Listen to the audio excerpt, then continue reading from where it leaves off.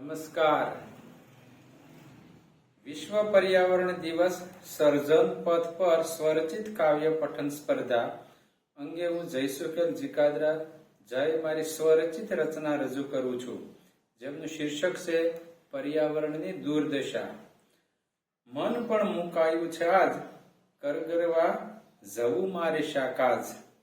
પર્યાવરણનું કેવું થયું રાસ, પાયમાલ થયું જીવન આજ.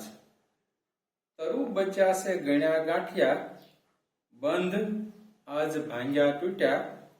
આફતના પોટલા ધાર્યા અણધાર્યા, તમે તો છો હર્યા ફર્યા. ગગનચુંબી ઇમારતો ઊભી, ધરણી માતાની ચીસ ચૂભી. મોટી મિલના ભૂંગળા ધરબી, દૂષિત કાજ ચો તરફ ખાંભી. હરિયાળી માણવી છે સૌને, ઓર્ગોનિક ખાવું છે સૌને.